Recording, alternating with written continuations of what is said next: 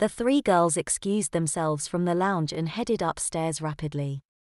In Jennifer's room it looked like any normal 18-year-old's room. Random band posters dotted the walls, a TV, music system, and games console lay in one corner.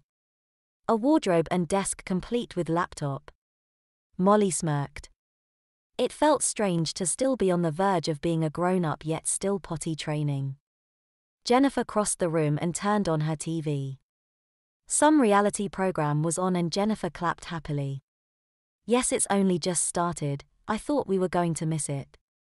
Molly slumped onto the bed and rolled her eyes to the ceiling as Sarah rushed over to the beanbag that Jennifer had flopped into and settled herself on the end of it to watch the program too. Sarah and Jennifer talked non-stop about this stupid program, about how Bradley and Joe were always fighting to get laid with that Lulu girl and that there was always a cat fight between Lulu and Rachel. It bored the pants off of Molly, who couldn't care less about reality TV. It was a waste of space and time, and it was what her two friends argued about the most.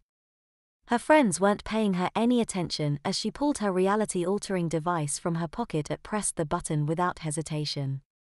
It wasn't right to be in the midst of potty training whilst still watching TV filled with filth and pointless arguments and drama. 18-year-olds prefer watching children's television, she said, smugly giggling as the sickening feeling swept over her and the darkness swamped her, then settled back into normality. Her two friends were still arguing, but it was about which color Teletubby was the best.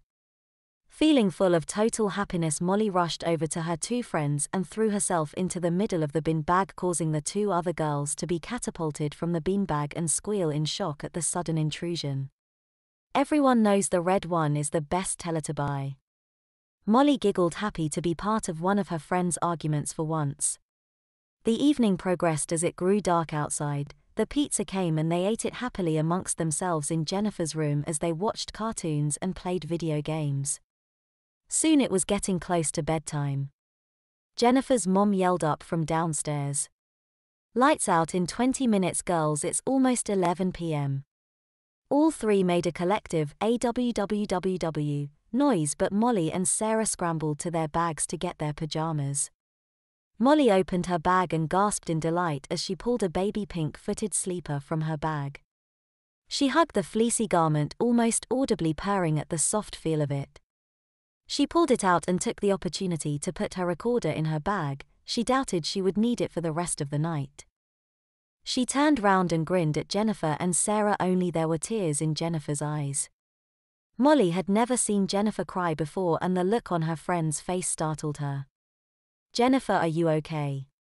Jennifer was quiet but shook her head. "What's the matter?" It suddenly occurred to Molly what was up.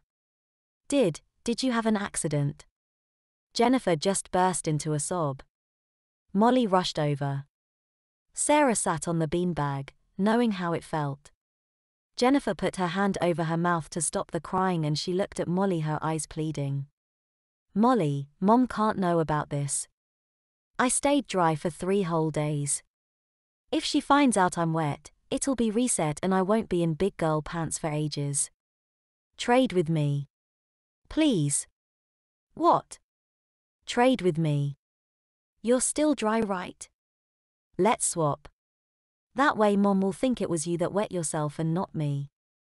But I didn't wet myself, you did." Jennifer started to cry again.